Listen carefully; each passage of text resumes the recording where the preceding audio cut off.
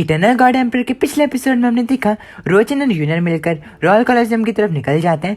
Royal Colosseum में year and test के लिए सेलिब्रेशन हो रहा होता है। ईयर एंड टेस्ट देखने के लिए काफी ज्यादा लोग वहां पर आए होते हैं। अब तभी युनवू कमांडर प्रिंस क्वीन से पूछते हैं कि 7th प्रिंस कहाँ पर है। क्वीन इस चीज का जवाब देते हुए उनसे कहते हैं, योर मैजेस्टी 7th प्रिंस जो है उन्होंने आधे महीने पहले एक लेटर भेजा था जिनमें उन्होंने बताया था कि वो ईयर एंड असेसमेंट में नहीं आ सकते क्योंकि उनके हाथ में कुछ तकलीफ है और वैसे भी उनके मार्शल कल्टीवेशन के लेवल के साथ उनके लिए ईयर एंड टेस्ट को अटेंड करना मीनिंगलेस है। क्वीन की बात सुनकर कमांडर प्रिंस कहते हैं 7th प्रिंस के बिना इस साल के जो ईयर एंड टेस्ट है उसे देखने में इतना मजा नहीं आएगा। अब तभी कॉन्क्यूबाइन श्याओ कॉन्क्यूबाइन लिन को बेइज्जत करने के लिए कमांडर प्रिंस से कहती है, वैसे महाराज हालांकि जो 7th प्रिंस है वो ईयर एंड टेस्ट को अटेंड नहीं कर रहे हैं, लेकिन 9th प्रिंस जो है वो इस साल ईयर एंड टेस्ट को अटेंड कर सकते हैं। 3 महीने पहले फाइनली उन्हें एक सेक्रेट मार्क मिल चुका है। कॉन्क्यूबाइन श्याओ को ये सब बोलता देख कॉन्क्यूबाइन लिन थोड़ी हैरान हो जाती है।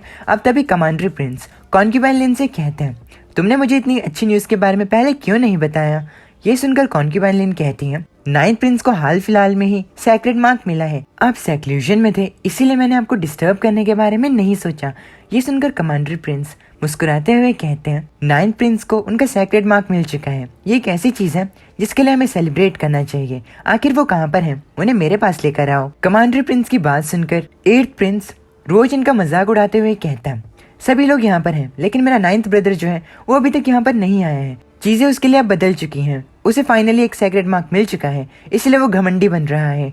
अब तभी पीछे से रोचन आता है एंड अपने 8th ब्रदर से कहता है, 8th ब्रदर क्या किसी के पीठ पीछे ये सब बोलना अच्छी बात होती है। रोचन को वहाँ पर देखकर 8th प्रिंस हैरान हो जाता है। अब तभी रोचन आगे जाता है एंड कमांडर प्रिंस को अपने फादर कहने की जगह उन्हें महाराज कहकर पुकार देता है, जिससे कि सभी लोग हैरान हो जाते हैं। रोचन को ऐसा कहता देख 8th प्रिंस काफी ज्यादा मुस्कुराता है एंड हंसते हुए अपने मन के अंदर कहता है, ये तो सच में मुसीबत को अपने पास बुला रहा है, अब इसे देखने में और मजा आएगा। रोचन की बात सुनकर कमांडर प्रिंस ऑफेंड हो जाते हैं एंड कहते हैं, तुमने मुझे महाराज कहा। अब तभी क्वीन 9th प्रिंस से कहती है, 9th प्रिंस आखिर तुम्हारी ऐसा करने की हिम्मत कैसे हुई, क्या तुम उन्हें अपना फादर नहीं मानते हो। रोचन को कमांडर प्रिंस को ऐसा कहता देख कॉन्क्यूबाइन लिन अपने पैरों पर झुक जाती है एंड कमांडर प्रिंस से कहती है, महाराज जरूर रोचन ने इसे गलती में कह दिया होगा। अब तभी रोचन कमांडर प्रिंस से कहते हैं, मैंने कुछ गलत नहीं कहा है, एक फादर की ड्यूटी होती है कि वो अपने बेटे को सिखाए।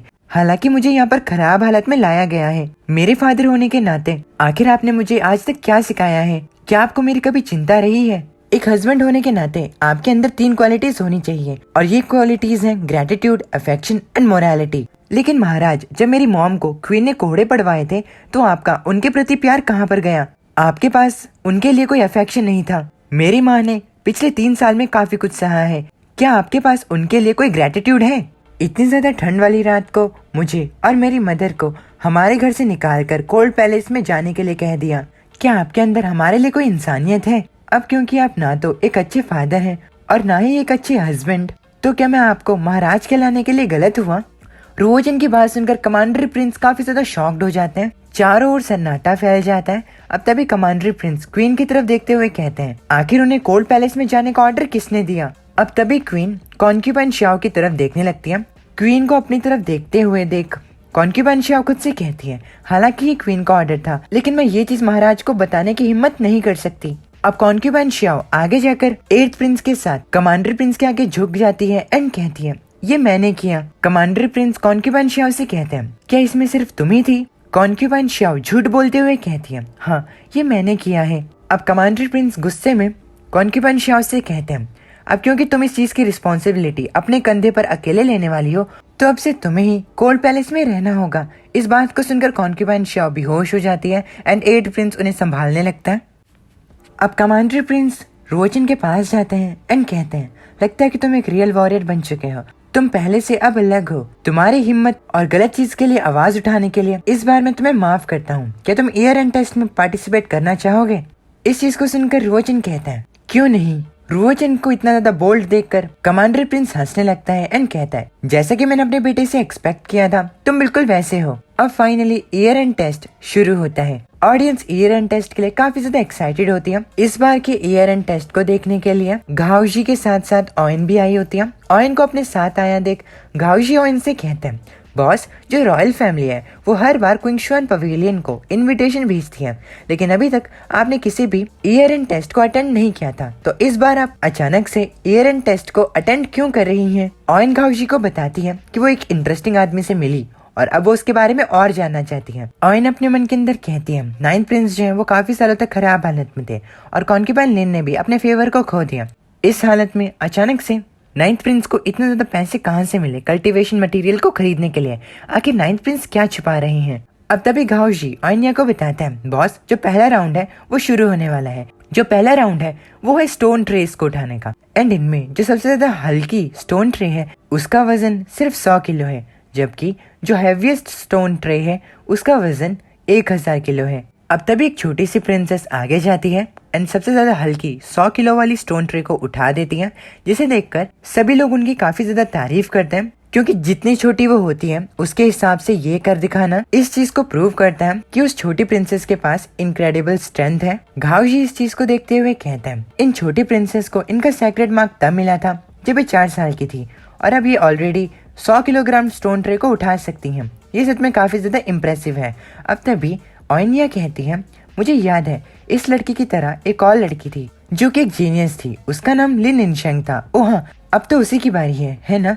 अब तभी लिन निंगशेंग आगे जाती है। निंगशेंग को देखकर सभी लोग कहते हैं ये तो लिन्स के हेड की बेटी लिन निंगशेंग है जो कि सिर्फ 15 साल की है। लिन निंगशेंग अपनी स्ट्रेंथ की मदद से 1000 किलोग्राम वाले सबसे ज्यादा हैवीएस्ट स्टोन ट्रे को उठा देती है, वो भी सिर्फ एक हाथ से। ये देखकर बाकी लोग काफी ज्यादा हैरान हो जाते हैं एंड कहते हैं ये तो काफी ज्यादा शानदार बात है, लिन्स ने अब एक और जीनियस को पैदा कर दिया है। अब तभी एक लड़की सोचते हुए कहती है एक वुमेन की बॉडी जो है वो एक मैन के साथ कंपेयर नहीं की जा सकती, लेकिन उसने एक हाथ से ही 1000 किलोग्राम वाले स्टोन ट्रे को उठा दिया। आखिर उसकी कल्टीवेशन कितनी ज्यादा स्ट्रांग है? अब तभी कमांडर प्रिंस कहते हैं आखिर ये जीनियस किस फैमिली से है? ये तो नाइन्थ प्रिंस की राइवल हुई। अब तभी क्वीन हंसते हुए पीछे से कहती है महाराज, ये लिन्स के हेड की बेटी है। मुझे भी ऐसा लगता है कि ये काफी ज्यादा टैलेंटेड है, इसलिए मैं सोच रही हूँ कि इसकी और 7th प्रिंस की एंगेजमेंट करा दी जाए। लिन्स के बारे में सुनकर कमांडर प्रिंस को निंगशन के बारे में याद आता है। कमांडर प्रिंस कहते हैं हालांकि मुझे निंगशन के बारे में ज्यादा कुछ तो याद नहीं है, लेकिन मुझे इतना पता है कि बचपन में निंगशन और 9th प्रिंस काफी अच्छे दोस्त थे।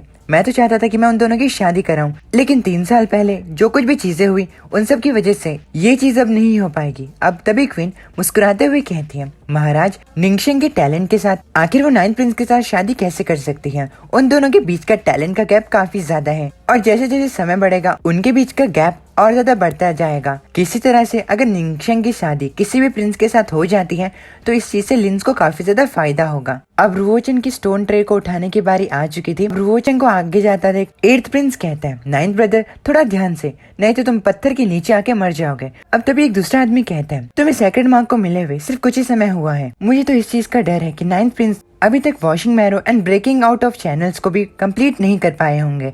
शायद से वो सबसे ज्यादा हल्की स्टोन ट्रे को भी नहीं उठा पाएगा।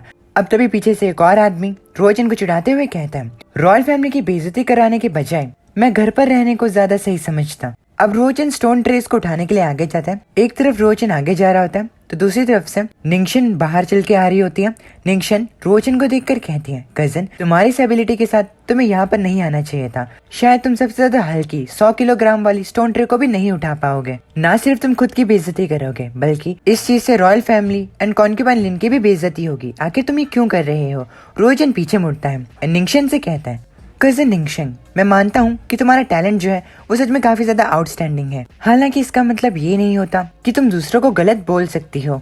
ये सुनकर निंगशन चिढ़ जाती है एंड कहती है तो ठीक है, तुम्हें जो करना है तुम वो करो। निंगशन अपने मन के अंदर कहती है मैंने तुम्हें ये इसीलिए कहा था क्योंकि हम बचपन में काफी अच्छे दोस्त थे, हमने एक दूसरे के साथ अच्छे पल बिताए हैं, लेकिन आखिर तुम इतने ज्यादा जिद्दी क्यों हो रहे हो? तुम खुद की बेइज्जती क्यों करवा रहे हो? अब रुओजन आगे स्टेडियम पर जाता है एंड सबसे ज्यादा हल्के स्टोन ट्रे जो कि सिर्फ 100 किलोग्राम का होता है उसके पास जाकर खड़ा हो जाता है। सभी लोग ये देखकर ये सोचने लगते हैं कि रुओजन जो है वो 100 किलोग्राम वाले स्टोन ट्रे को उठाने वाला है, इसीलिए वो ऑडियंस में बैठे हुए सभी लोग रुओजन को गुड फॉर नथिंग कहते हैं। अब तभी क्वीनिया रुओजन को सबसे ज्यादा हल्के स्टोन ट्रे के पास जाता देख कहती है तुम्हारी करंट एबिलिटी के साथ ये ठीक नहीं होगा, है ना?